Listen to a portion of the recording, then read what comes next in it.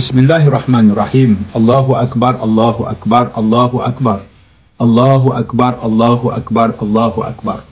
Allahu Akbar, Allahu Akbar, Allahu Akbar, walillahil hamd. Assalamualaikum warahmatullahi wabarakatuh. Saya Saifuddin Nasution Ismail, hari ini bersiaran dari Bumi Mina. 5 Jun, 9 Zulhijjah, beberapa jam sebelum bergerak ke Arafah untuk wukuf, yakni kemuncak kepada ibadah haji.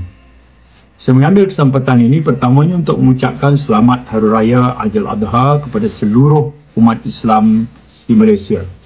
Saya juga mengambil peluang ini untuk memohon ribuan kemaafan atas kesalahan dan kesilapan tutur kata dan tingkah perbuatan kepada semua.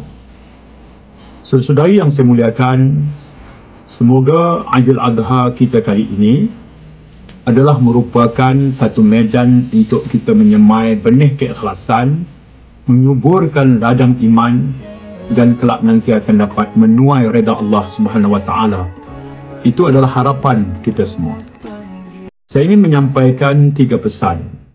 Pertama, kepada komponen Kementerian Dalam Negeri, khususnya Polis Diraja Malaysia, Agensi Penguatkuasa Maritime Malaysia, Rela, Jabatan Imigresen, antaranya yang merupakan komponen yang sekarang ini sedang menjaga pintu masuk dan juga sempadan negara, darat, laut dan udara.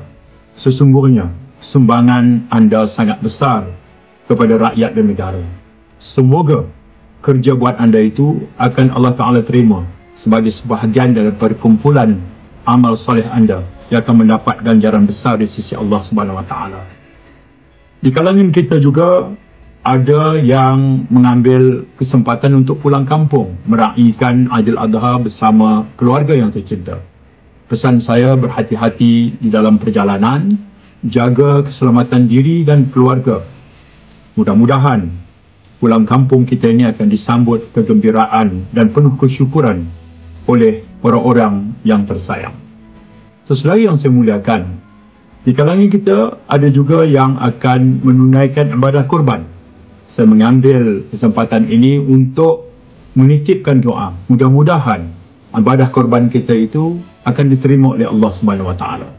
Allah Taala akan mengampuni dosa-dosa kita, ibu bapa kita, guru-guru kita yang banyak jasa baktinya kepada kita, isteri dan anak-anak kita juga termasuk, dan seluruh kaum muslimin. Dengan harapan Allah Subhanahu Wa Taala akan nantinya mengurniakan kita syurganya yang kekal abadi.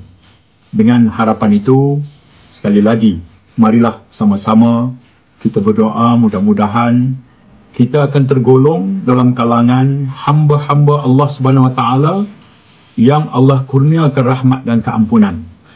Dan semoga di kalangan umat Islam dari Malaysia yang menunaikan ibadah haji akan mendapat haji mabrur, diampuni segala dosa dan dianugerahkan syurga di akhirat yang kekal abadi.